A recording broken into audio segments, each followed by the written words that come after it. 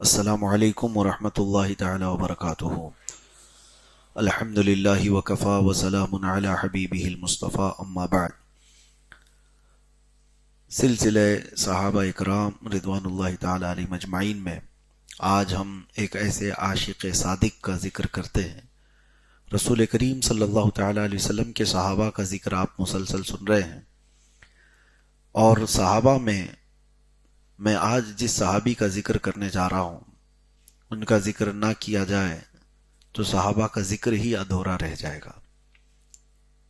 صحابہ اکرام رضوان اللہ تعالی علیہم اجمعین نے جو حب رسول میں میرے آقا صلی اللہ تعالی علیہ وسلم کی محبت میں مشقتیں اٹھائی، اس میں سر فہرست اگر کوئی نام آتا ہے تو حضرت بلال حبشی کا آتا ہے رضی اللہ تعالی عنہ۔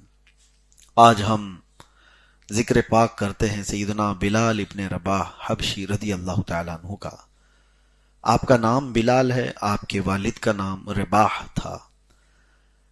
آپ گندمی رنگ کے تھے، سانولے کلر کے تھے، بہت نہایت ہی کالا رنگ نہیں تھا، اور جسمانی اعتبار سے دبلے پتلے تھے، اور مکہ مکرمہ میں آپ غلام کی حیثیت سے زندگی گزار رہے تھے۔ آپ کی پیدائش کے متعلق کہا گیا ہے کہ آپ مکہ میں پیدا ہوئے، آپ کی والدہ حبشہ سے تھیں اور آپ کے والد عرب سے تھے، اور بعض روایات میں یہ ہے کہ آپ مقام سرات، یمن اور حبشہ کے بیچ میں ایک علاقہ ہوتا ہے جہاں مخلوط نسل کے لوگ زیادہ ہیں، یعنی عرب والے جا کر افریقن لوگوں سے شادی کی، یا پھر افریقہ کے لوگوں نے عربوں سے شادی کی تو نسل اس طرح سے مل جاتی ہے۔ تو اس طرح سے حضرت بلال حبشی کی بھی ولادت ہوئی۔ بہرحال مکہ میں آپ پیدا ہوئے۔ اس کے بعد چونکہ ایک کمزور اور غریب گھرانے سے تعلق تھا تو بچپن سے ہی آپ کو غلامی کی حیثیت سے ہی لوگوں نے رکھ لیا۔ آپ جس کے ہاں غلام تھے وہ امیہ بن خلف، مکہ کا بہت بڑا رئیس آدمی تھا، طاقتور آدمی تھا، اور اس کی بہت کچھ چلتی تھی مکہ میں۔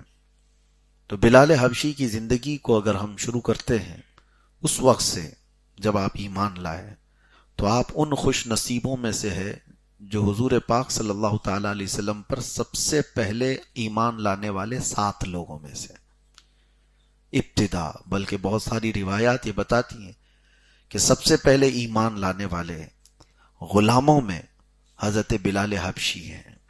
آپ کو سابق الحبشہ کہا گیا ہے۔ سب سے پہلے حبشہ کی طرف سے بھی اگر کوئی اسلام لایا ہے تو حضرت بلال حبشی ہے۔ اور سب سے بڑی بات یہ ہے کہ وہ کسی کے ماتحت تھے، غلام تھے، اور غلام ہونے کی حیثیت سے اسلام میں آنا یہ معمولی بات نہیں تھی۔ جو مکہ والے مخالف تھے، وہاں کی طاقتیں جو کمزوروں کے خلاف تھیں اس وقت، اور پلس یہ کہ جس کے ماتحت میں آپ جس کی غلامی میں تھے، امیہ بن خلف، وہ سخت کٹر ترین دشمن حضور پاک صلی اللہ علیہ وسلم کا، اسلام کا سب سے بڑا مخالف، اس کے گھر اس کی غلامی میں رہتے ہوئے ایمان لائے، اور اس کے بعد پھر ان کو اس کا انجام بھی دیکھنا پڑا۔ مسلسل تکلیفیں اٹھائی حضرت بلال حبشی نے۔ امیہ بن خلف نے حضرت بلال حبشی کا جیسے ہی اسلام اسے پتہ چلا، مکہ کے اوباش لڑکوں کو بلایا، اور اس کے بعد روزانہ ایک نئے طریقے سے آپ کو آزمایا جاتا تھا۔ شروع میں آپ کو مار کر کے، حضور صلی اللہ تعالی علیہ وسلم کی برائیاں بیان کر کے اپنے پرانے دین کی طرف آنے کے لیے اکسایا جاتا تھا، لیکن جب انہوں نے دیکھا کہ بلال بہت ہی پکا ہوتا چلا گیا ہے، بہت پکا ہے، تو پھر انہوں نے وہ تکلیفیں شروع کی جو رہتی دنیا تک وہ مثال بن گئی۔ حضرت بلال کو وہ لے کر کے جاتے تھے عرب کے صحرا میں، اور گرم تپتی ہوئی ریت میں آپ کے پورے کپڑے اتار کر کے آپ کو سلا دیا جاتا، یہاں تک کہ نوکیلے نوک والے چپل پہن کر کے نوجوان ان کے سینے پر چڑھتے تھے، اور پھر ان کے اوپر ناچتے تھے اور کہتے تھے لات اور عزا کی بڑائی بول، یعنی لات اور عزا ان کے معبودوں کے نام تھے، ان کے خداؤں کے نام تھے، تب حضرت بلال اس گرم تپتی ہوئی ریت میں سو کر احد احد کہتے تھے. یہ جملہ بار بار کہتے تھے، جس کا مطلب ہوتا ہے اللہ ایک ہے، میں ایک ہی کی عبادت کروں گا. پھر یہ تکلیفیں اتنی بڑی کہ آپ کو انگاروں پر بھی سلایا گیا، جس کی وجہ سے آپ کی پیٹھ کا گوشت گل گیا تھا، ریڑھ کی ہڈی دکھنے لگتی تھی. حضرت بلال اس وقت تک بھی، یہاں تک کہ آپ کو ایک ڈرم جو ہوتا ہے ٹنکی ٹائپ، اس میں دن بھر رکھ کر کے ڈھکن بند کر دیا جاتا، اور گرمی کی وجہ سے آپ کا جسم پکتا تھا. مسلسل کئی مہینوں نہیں کئی سال تک حضرت بلال حبشی ان تکلیفوں کو سہتے رہے، لیکن انہوں نے کبھی شکایت نہیں کی. اور یہ عرصہ گزرتے ہوئے جب آیا تو حضرت ابو بکر صدیق رضی اللہ تعالیٰ عنہ وہ صحابی رسول ہیں جنہوں نے اپنا مال رکھا ہی تھا غلاموں کو آزاد کرنا اور رسول اللہ کی غلامی میں لانا. حضرت عائشہ صدیقہ فرماتی ہیں میرے باپ حضرت ابو بکر رضی اللہ تعالیٰ عنہ نے اپنے مال سے جن غلاموں کو آزاد کروایا ان میں سے بلال حبشی بھی تھے. اس کے حضرت بلال کے مالک سے جا کر کے آپ نے سودا طے کیا کہ بلال کو بیچ دو.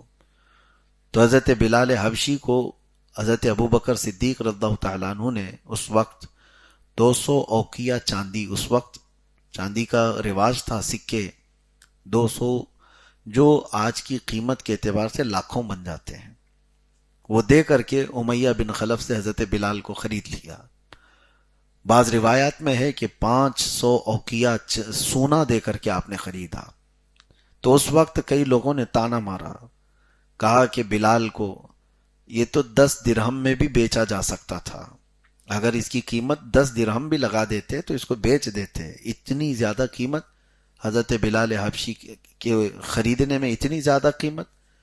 تو حضرت ابو بکر صدیق رضی اللہ تعالیٰ عنہ نے ان جاہلوں کو جواب دیا، بلال کی غلامی کو جتنا میں جانتا ہوں تم نہیں جانتے.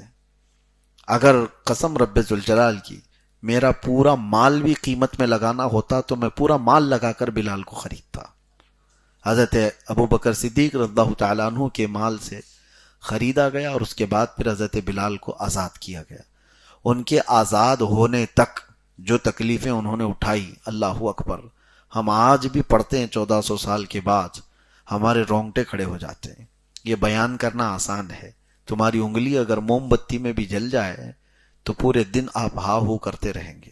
جن کو انگاروں پر سلایا جاتا ہو اور جن کو گرم تپتی ہوئی ریت پر لٹا کر گرم سل ان کے سینے پر رکھی جاتی ہو، اوباشوں کے ہاتھ میں.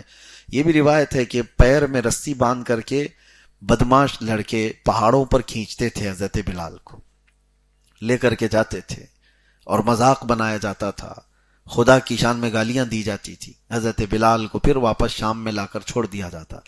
جس وقت حضرت ابو بکر صدیق نے حضرت بلال کو خریدا تھا، اس وقت سودا جو طے ہو رہا تھا، سودا طے ہونے کے بعد حضرت بلال کو لینے کے لیے جب حضرت ابو بکر گئے تو خود فرماتے ہیں حضرت ابو بکر 2 پتھروں میں دبا ہوا بلال مجھ کو ملا تھا. جس وقت حضرت بلال کو خریدا گیا تھا 2 پتھروں میں ان کو دبا کر کے رکھا گیا تھا، اس حالت میں حضرت بلال کو خریدا گیا.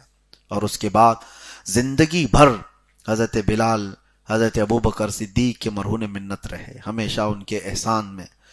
پھر رسول کریم صلی اللہ تعالیٰ علیہ وسلم کے ساتھ ایسی ملازمت کی کہ خود رسول کریم صلی اللہ تعالیٰ علیہ وسلم فرماتے ہیں جب مکہ والوں نے سوشل بائیکاٹ کیا تھا، مقاطعہ کیا تھا، یعنی حضور صلی اللہ علیہ وسلم کے خاندان کا کھانا پانی ہر چیز بند کر دیا تھا، اس وقت رسول کریم صلی اللہ تعالیٰ علیہ وسلم فرماتے ہیں میں اور بلال رہتے ہمارے پاس کھانے کی کوئی چیز نہیں رہتی جس کو کوئی جاندار کھا سکتا ہو، کوئی ایسی چیز نہیں ہوتی جس کو کوئی جاندار کھا سکتا ہو. ہاں اتنا کہ بلال کی بغل اس کو چھپا لے، یعنی اتنی چھوٹی سی مقدار میں کوئی چیز مل جاتی تو حضرت بلال اس کو چھپا کر رکھ لیتے رسول اللہ کے لیے. تو وہ دن بھی حضرت بلال رسول کریم صلی اللہ تعالیٰ علیہ وسلم کے ساتھ بتائے. اور اس کے بعد پھر آپ کی زندگی پاک مدینے جانے کے بعد وہاں پر سلطنت اسلام، پھر نبی کونین صلی اللہ تعالیٰ علیہ وسلم کے ساتھ ہر جہاد میں شریک رہے. ہوا یہ کہ کئی زندگی کے آپ کے اہم چیزیں میں آپ کے سامنے رکھتا ہوں. جب اللہ کے نبی صلی اللہ تعالی علیہ وسلم مدینہ طیبہ پہنچے، مسجد نبوی بنی، تو لوگوں کو نماز کے لیے بلانے کا مسئلہ آیا، تو آپ سے کہا گیا کہ لوگوں کو اعلان کر کے بلا لو، جمع ہو جاؤ نماز کے لیے، الصلاۃ جامعۃ، الصلاۃ جامعۃ، یہ پکارا جاتا تھا۔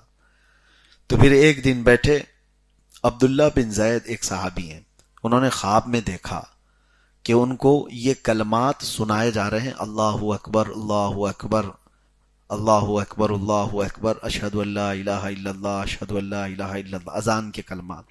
دوسرے دن وہ آ کر محفل رسول میں عرض کرتے ہیں، یا رسول اللہ صلی اللہ تعالی علیہ وسلم، میں نے خواب میں یہ کلمات سنے ہیں، کیا یہ کلمات کے ذریعے سے لوگوں کو نماز کے لیے نہ بلایا جائے؟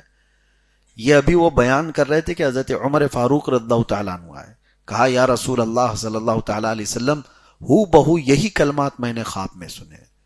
یہی بات چل رہی تھی کہ جبرائیل امین وہی لے کر کے بھی آ گئے۔ اللہ کے نبی صلی اللہ تعالیٰ علیہ وسلم کو حکم دیا گیا کہ آپ لوگوں کو بلانے کے لیے ان کلمات کو دہرائیں۔ پھر حضور صلی اللہ تعالیٰ علیہ وسلم نے عبداللہ بن زید جو صحابی جنہوں نے خواب دیکھا تھا ان کو حکم دیا کہ جاؤ بلال کو یہ کلمات سکھا دو۔ حضرت بلال کو یہ کلمات سکھائے گئے، اور حضور صلی اللہ تعالیٰ علیہ وسلم نے سب سے پہلا اپنا مؤذن کسی کو بنایا تو بلال حبشی کو بنایا۔ جب وہ پھر آواز دیتے تھے مدینہ طیبہ میں تو شروع میں ان کی زبان کی وجہ سے لوگ اجنبیت محسوس کرتے تھے، کیونکہ عرب وہ فصیح عربی کو جس طرح سے پسند کرتے ہیں، تو حضرت بلال کی اذان کے سلسلے میں وہاں کے لوگ اس کو اس طرح سے دیکھنے لگے کہ ایک غلام زادہ ہے، غلام ہے اور عربی کے کلمات پکار رہا ہے۔ تو اللہ کے نبی صلی اللہ تعالیٰ علیہ وسلم کو جب یہ پتہ چلا تو آپ نے فرمایا، تم لوگوں کو اندازہ نہیں، بلال کی اذان کو اللہ پسند فرماتا ہے، اللہ تعالیٰ پسند فرماتا ہے۔ پھر سفر میں، حضر میں، ہر جگہ بلال حبشی کو اذان کے لیے مقرر کیا گیا، یہاں تک کہ ایک مرتبہ کا یہ واقعہ بھی ہے کہ اللہ کے نبی صلی اللہ تعالیٰ علیہ وسلم اکثر، ہاں یہ بھی میں آپ کو بتا دوں، اذان کے بعد ایک مرتبہ ایسا ہوا کہ اذان دینے کے بعد حضرت بلال کی ایک عادت یہ بھی تھی، مسجد میں اذان دیتے تھے اور پھر جا کر کے رسول اللہ کے گھر کے سامنے کھڑے ہو کر الصلاۃ علیک یا رسول اللہ یہ بھی کہتے تھے۔ یہ سنیوں کا طریقہ رہا ہے، مسجدوں میں بھی اذان کے بعد جماعت ہونے سے پہلے ہمارے یہاں صلاۃ پکاری جاتی ہے۔ یہ حضرت بلال حبشی اذان دے کر کے رسول اللہ کے حجرے کے پاس جا کر کھڑے ہوتے تھے اور حضور پر سلام بھیجتے تھے۔ اللہ کے نبی صلی اللہ علیہ وسلم حضرت بلال کی یہ آواز سن کر کے اپنے حجرے سے نکلتے، جیسے ہی حضور اپنے حجرے سے نکلتے بلال حبشی اقامت شروع کر دیتے تھے، یہ روایات میں ہے۔ اور ایک مرتبہ ایسا ہوا کہ حضور پاک صلی اللہ ہاں یہ بھی روایت ہے کہ گھر کے پاس کھڑے ہوتے تھے حضور کے اور حی علی الصلاح حی علی الفلاح الصلاۃ علیک یا رسول اللہ، یعنی حضور کو بلانے کے لیے الگ کلمات تھے، یا رسول اللہ نماز کے لیے آ جائیے، کامیابی کے لیے آ جائیے، حضور مسکراتے تھے ان کے ان الفاظ پر۔ ایک بار یہ ہوا کہ عشاء کی اذان ہو چکی اور نبی پاک صلی اللہ تعالیٰ علیہ وسلم حجرے سے باہر نہیں آئے، تو بہت دیر انتظار ہوا، تو حضرت بلال حبشی ان سے کہا گیا کہ نہیں، رسول کریم صلی اللہ علیہ وسلم سوئے ہوئے ہیں، آرام فرما رہے ہیں۔ تو گئے حجرے کے پاس، جا کر کھڑے ہو کر کے انہوں نے زور سے یوں پکارا، الصلاۃ خیر من النوم، نماز نیند سے بہتر ہے۔ پھر کہا نماز نیند سے بہتر، حضور تشریف لے آئے۔ کہا بلال کیا ہی عمدہ کلمات تم نے بیان کیے، کیا ہی اچھا ہو کہ یہ کلمات ہر دن فجر میں اذان کے ساتھ شامل کیے جائیں۔ یہ حضرت بلال کے کلمات سے، الصلاۃ خیر من النوم ہم جو کہتے ہیں فجر میں، یہ حضرت بلال نے حضور پاک صلی اللہ تعالیٰ علیہ وسلم کی بارگاہ میں بڑے ادب سے عرض کیے تھے، اور حضور نے اس کو پسند فرمایا اور اذان میں ہمیشہ کے لیے شامل کیا۔ ایک مرتبہ سفر میں رسول پاک صلی اللہ تعالیٰ علیہ وسلم نے فرمایا، بلال ہماری نماز کی حفاظت کرنا، رات ہو گئی تھی اور فجر میں اٹھنا تھا، جیسے ہم آپ کو بول کر کے سوئیں، آپ ہم کو بول کر کے سوئیں۔ رسول پاک صلی اللہ تعالیٰ علیہ وسلم آرام کرنا ہوتا تو بلال حبشی کو بول کے سوتے کہ بلال ہماری نماز کی حفاظت کرنا۔ تو حضرت بلال مسلسل جھانکتے رہتے، حضور پاک صلی اللہ تعالی علیہ وسلم کی فجر کے لیے تیاری کرنی ہے، لیکن سفر میں تھے۔ ہوا یہ کہ سارے یہ خیبر سے لوٹنے کے وقت حضور پاک صلی اللہ علیہ وسلم آرام فرمائے اور سارے صحابہ کو بھی نیند لگ گئی۔ حضرت بلال فجر کا انتظار کرتے رہے اور ایک اونٹنی کے کجاوے سے ٹیک لگائے، فجر کے عین وقت ان کو بھی آنکھ لگ گئی، وہ بھی سو گئے، یہاں تک کہ وقت اتنا ہو گیا کہ سورج نکل آیا اور روشنی پھیل گئی۔ سب سے پہلے پھر میرے آقا صلی اللہ تعالی علیہ وسلم بیدار ہوئے، اور پھر حضور اکرم صلی اللہ تعالی علیہ وسلم نے بلال کو پکارا، کہاں ہے بلال؟ حضرت بلال بالکل جھنجھلا کر کے اٹھ گئے اور کہا، ہائے افسوس، میں نماز کی حفاظت نہیں کر سکا۔ اور سارے صحابہ اٹھ گئے کہ ہم سے کیا ہو گیا۔ اللہ کے نبی صلی اللہ تعالی علیہ وسلم نے افسوس کیا اور کہا، جلد سے جلد اس جگہ کو چھوڑو، جلدی اس جگہ سے نکل جاؤ۔ حضور پاک صلی اللہ تعالی علیہ وسلم اس جگہ سے نکلے۔ یہ پہلی یہ قضا کی طریقے کو دکھانا مقصود ہے، ورنہ نبی پاک کی نماز کیا قضا ہو، وہ صاحب شرع ہیں۔ حضور پاک صلی اللہ تعالی علیہ وسلم آکے سفر پر گئے اور سورج بلند ہونے کے بعد پھر حضرت بلال سے کہا، اذان دو اور اقامت کہو، اور اس کے بعد پھر جماعت سے میرے آقا نے وہ قضا نماز بھی پڑھائی فجر کی۔ تو اس کے بعد اللہ کے نبی صلی اللہ علیہ وسلم نے فرمایا، جس سے نماز چھوٹ گئی جیسے یاد آئے فوراً اپنی نماز کو قضا کر لے۔ یہ امت کے درس کے لیے تھا۔ کوئی اگر یہ کہے کہ حضور سے بھی نماز چھوٹتی تھی، ہمارا کیا ہے، معاذ اللہ رب العالمین۔ بعض فقہاء کرام نے فرمایا، اس طرح اگر تحقیر میں یا طعن میں کسی نے یہ بات کہی تو وہ کافر ہو جائے گا۔ نبی آخر الزمان صلی اللہ تعالی علیہ وسلم نماز وہ جس طرح سے آپ کی قضا ہوئی، جو کچھ بھی ہوتا تھا وہ منشاء الہی سے ہوتا تھا، امت کو درس دینے کے لیے کہ اگر قضا ہو تو تمہیں کیا کرنا ہے۔ بہرحال اس میں حضرت بلال حبشی تھے، اور آپ کا ایک بہت اہم کام بھی تھا۔ نجاشی بادشاہ جو ہے، اس نے 3 نیزے حضور کو ہدیتاً دیا تھا۔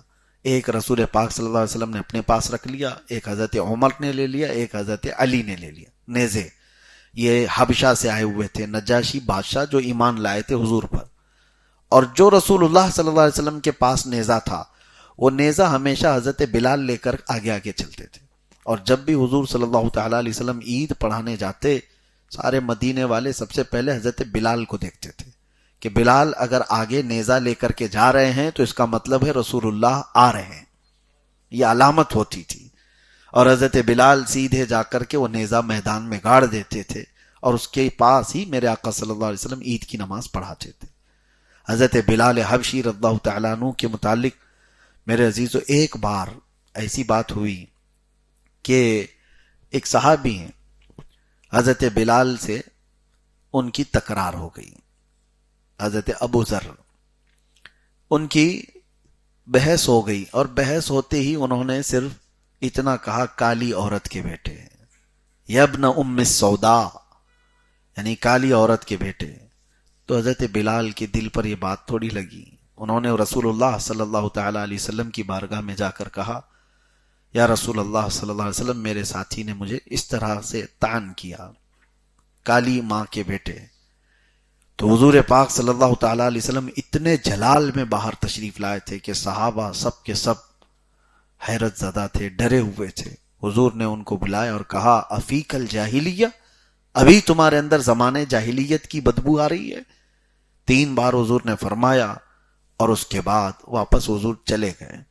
اس صحابی کو اتنا دکھ پہنچا جنہوں نے حضرت بلال کو یہ کہا تھا، ان کو احساس ہوا، ندامت ہوئی۔ اس کے بعد آتے ہیں حضرت بلال کا ہاتھ پکڑ کر کے اور مسجد نبوی میں اندر آ کر لیٹ جاتے ہیں اور کہتے ہیں، بلال مجھ سے خطا ہوئی، میں نے تکرار میں اور انجانے میں تم کو اس طرح کا جملہ کہا، اور رسول اللہ کی ناراضگی مجھے برداشت نہیں ہے، تم کو کالا کہنے سے میرے نبی ناراض ہیں، لہٰذا تم مجھے معاف کرو۔ اور معاف کرنے کا طریقہ یہ ہے کہ تم اپنا یہ کالا پیر میرے چہرے پر رگڑ دو، میں نیچے لیٹتا ہوں، تم اپنا پیر میرے چہرے پر رکھو۔ حضرت بلال نے فوراً ان کو اٹھا لیا اور کہا، نہیں، جس کے تم غلام ہو اس کا میں بھی غلام ہوں. میرا پیر تمہارے چہرے پر نہیں ہوگا. اور دونوں سینہ آپس میں لگائے. یہ اللہ کے نبی صلی اللہ تعالی علیہ وسلم نے حضرت بلال کی فضیلت ایک جگہ نہیں کئی مرتبہ بیان فرمائی. جب وہ اذان دیتے تھے اس وقت، جب یہ تکرار ہوئی اس وقت. اور ایک بات میں آپ کو بتاتا ہوں، حضرت بلال رضی اللہ تعالیٰ عنہ کا جو مقام و مرتبہ ہے، زندگی بھر رسول اللہ صلی اللہ تعالیٰ علیہ وسلم کی معیت میں اذان دیتے رہے. 7 ہجری مکہ کے فتح کا دن تھا.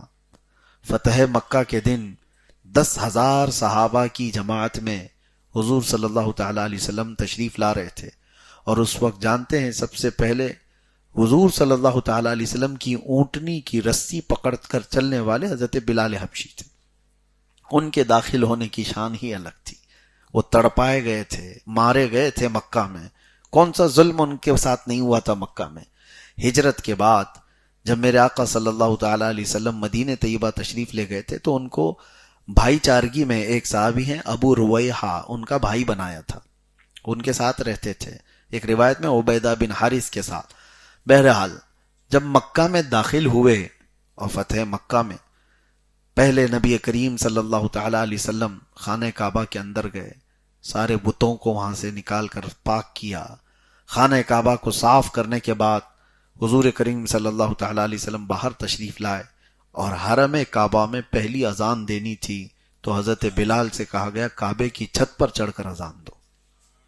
کہیں سے بھی اذان دیتے، کعبے کی چھت پر چڑھ کر کے اذان دو. وہ جوش محبت میں تھے حضرت بلال کہ وہ مکہ، کیونکہ ہجرت کے بعد کئی مرتبہ ایسا ہوتا کہ آپ کو بخار آیا، بیمار ہوئے صحابہ جب ہجرت کر کے گئے، کیونکہ مدینہ اس وقت یثرب نام تھا اور بیماریوں کا گڑھ سمجھا جاتا تھا. جو بھی جاتا تھا بیمار ہو جاتا، کئی طرح کے بخار اس کو لگ جاتے تھے.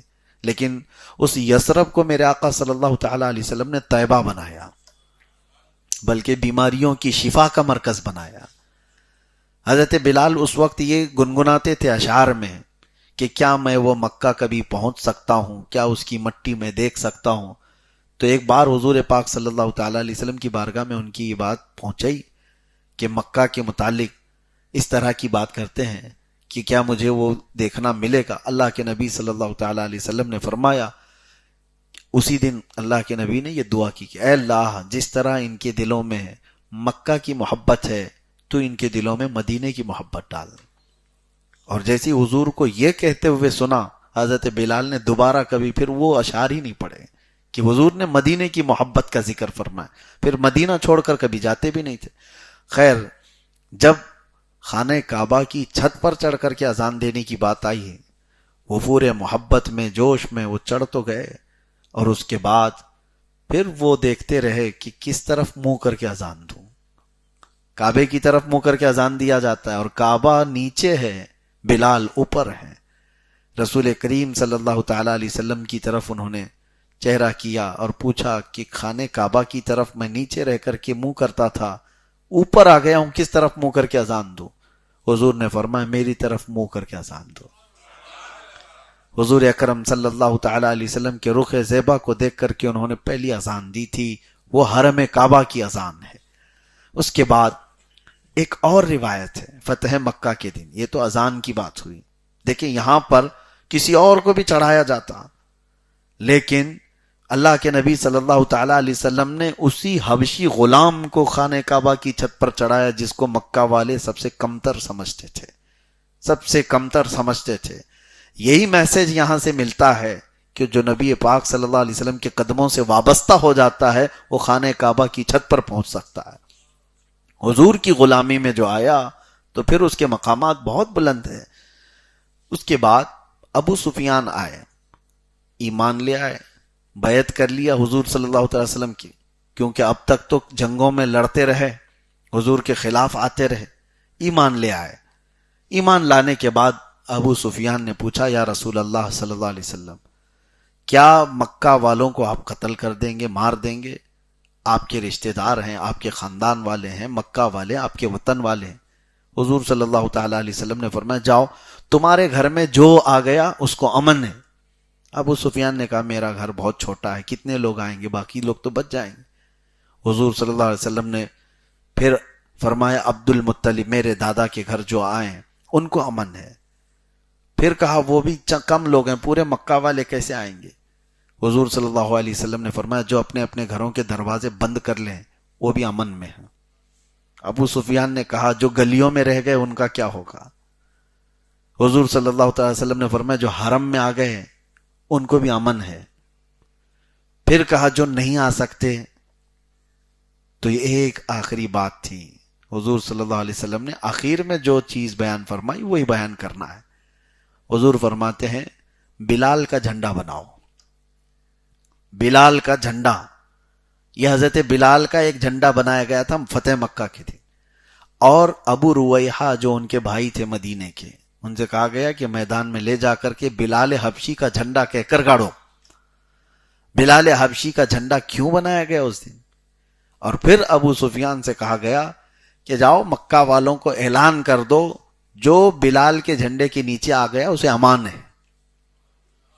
ایک عجیب بات ہے، بلال کا جھنڈا، وہاں حرم میں داخل ہونے والوں کو بھی امن ہے، ابو سفیان کے گھر میں آنے والوں کو بھی امن ہے. جو نہیں آ سکتے میرے عزیزوں، ایک بہت ہی اہم بات ہے، شاید دنیا میں کسی نے اس انداز سے ان کے ظلم کا بدلہ نہیں لیا ہوگا. مکہ والے جو بلال حبشی کو سب سے کمتر سمجھتے تھے، آج وہ اپنی جان کی امان پانے کے لیے بلال کے قدموں میں آنے پر مجبور ہو گئے تھے. حضرت بلال کی نسبت لینے پر مجبور ہو گئے تھے. جو ان کو کبھی پیروں میں رسی ڈال کر کھینچتے تھے آج وہ ان کے پیروں میں آنے کو مجبور ہو گئے تھے، کیونکہ جان بچانا ہے تو یہی طریقہ تھا. اور آئے بھی ایک دو نہیں، بڑے بڑے رئیس لوگ، بڑے بڑے مالدار لوگ جن کو جان بچانا تھا وہ بلال کے جھنڈے کے نیچے آئے. تو یہ بڑا معاملہ تھا.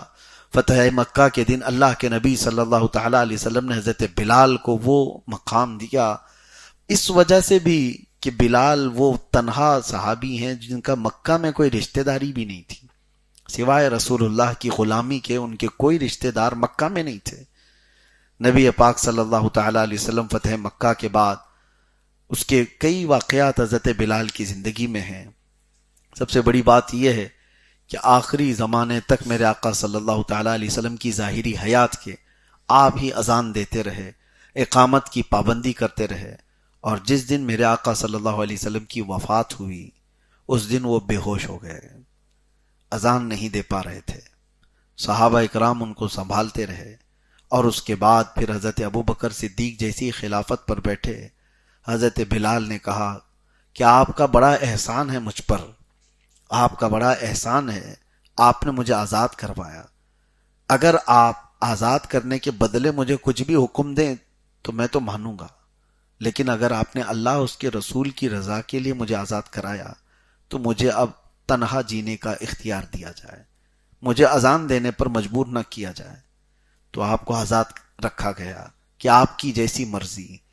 پھر وہ وقت آیا کہ آپ مدینہ طیبہ سے نکل کر کے جا رہے تھے یہ کہتے ہوئے کہ مجھے جہاد میں بھیجا جائے کہ رسول اللہ صلی اللہ علیہ وسلم کے بعد زندگی جینے کا کوئی مزہ نہیں ہے، میں شہید ہونا چاہتا ہوں، ملک شام مجھے بھیجا جائے. تو حضرت ابوبکر نے ان سے کہا تھا کہ اے بلال، میری عمر کا آخری حصہ ہے، میں چاہتا ہوں کہ جیسے رسول اللہ کے قریب تم رہے، تمہیں دیکھ کر کے مجھے میرے مصطفیٰ کی یاد آتی ہے، تم میرے ارد گرد رہو. تو حضرت ابوبکر کی بات پر وہ اتنے دن تک رہے اور اس کے بعد جیسی حضرت عمر بیٹھے ان سے کہا مجھے ملک شام بھیج دیا جائے. ملک شام ان کو بھیج دیا گیا، کیونکہ وہ حضرت عمر بھی وہی بات کر رہے تھے جو حضرت ابوبکر کہہ رہے تھے کہ بلال. اچھا یہ بات بھی میں آپ کو بتاؤں کہ حضرت عمر کا معمول یہ تھا، ایک بار ابو سفیان سردار مکہ ہے، یہ لوگ ملنے کے لیے آئے حضرت عمر فاروق کے پاس. اسی وقت حضرت بلال، حضرت مقداد، حضرت صہیب یہ لوگ بھی آئے ہیں. اور اس وقت جب وہ بڑے رئیس آئے اور ادھر غلام زادے آئے، حضرت عمر نے کہا پہلے بلال کو بلاؤ، امیر المومنین پہلے ان کو بلاؤ. تو ابو سفیان اور دوسرے لوگوں نے یہ بات بھی کہی تھی، بڑے بڑے سرداروں کو چھوڑ دیا گیا اور ہمارے سامنے کے غلاموں کو خلیفہ وقت بلا کر بات کر رہے ہیں. تو ان کے ہی ساتھیوں میں سے کسی نے یہ بھی کہا کہ اس چیز کو ذکر کرنا فضول ہے، بلال وہ شخص ہے جب رسول اللہ ہمیں دین کی دعوت دے رہے تھے، ہم ان کو مار رہے تھے اور یہ رسول اللہ کے قدموں میں بیٹھے ہوئے تھے، ان کا حق ہے۔ اور حضرت عمر جب بلال کو بلاتے تھے تو کیا کہتے تھے پتہ ہے؟